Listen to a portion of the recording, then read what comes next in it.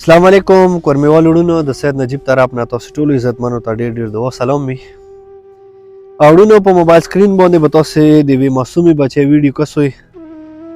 دا معصومه بچی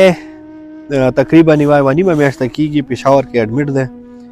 او مختلف ډېر زیاتو مشکلاتو سره روبرو شوي دی او تاسو ټولو ته پاتې وي چې دپاره چنار کوم حالات جوړ شوي دي چونکې د لیارې بندش وجې نه دا معصومه بچی نه مثال کور ته تلای شي او دغه بیمارۍ سره سره پېښور کې چې کوم دی دا غریبان پسو شوي دي او اوس حالات یې دومره زیات خراب شولو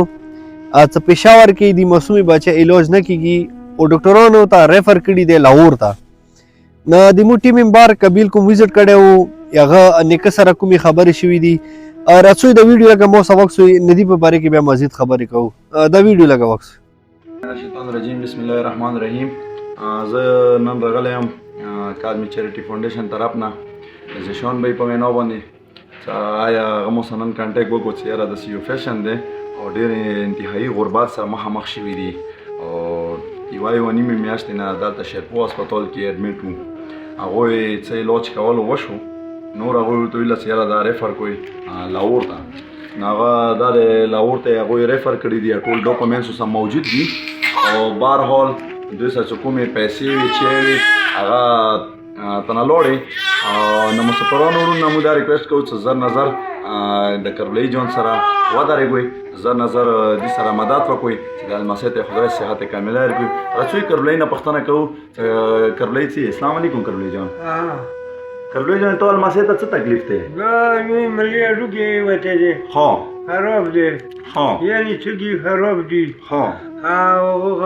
یوه میاشته مو چې تلفون کې تېره کړه بس دلته کوم هغه ختم شو نو هغه نه باید موږ ته وویله چې تاسې اوس لاهور ته یې بوځئ او دویمه خبره چې دویم لګېدلی دی هغه اوکی دی بل واپس شوی دی مخ پکار دی مهرباني وکړئ چې موږ دا هغه وکړئ مدد ورسره وکړئ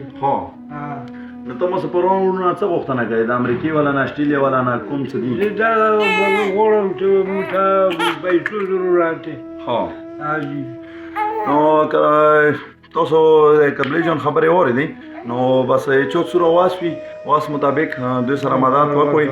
چې زر نظر خدای دغې ماشومې ته صحت کامله ورکړي او زر نظر یې خدای خپل مور پلار ته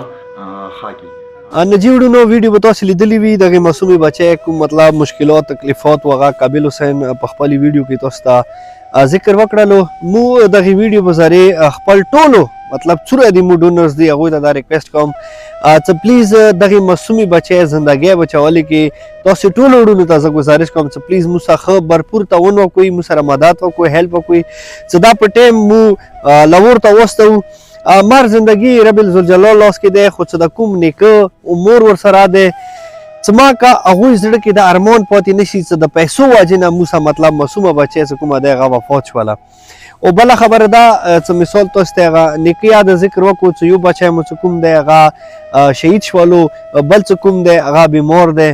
نو مختلف کور کې نور ډېر زیات مشکلات دي زه بیا درته ریکویسټ کوم چې پلیز د کاظمي چیریټي فاونډیشن سره تاسو ټایم بای ټایم مدد کوئ چې تاسو تعاون واجې نه د تاسو هیلپ واجې نه ما که د داسې معصومو بچیو زندګۍ بچیږي نو رب ته به سوال وکړو چې پاکه پروردګاره چوکا د کاظمي چیریټي فاونډیشن سره مدد کوي خدای تاسو ته اجر عظیم درکړه او دغې معصومې بچی ته خدای زر په زر شفای کامله عطا کړه ما که خپل کور والا ته د زنده پاتې شي نو ما سید نجیب طرف کې اجازت مهرباني السلام علیکم ورحمت الله وبرکاته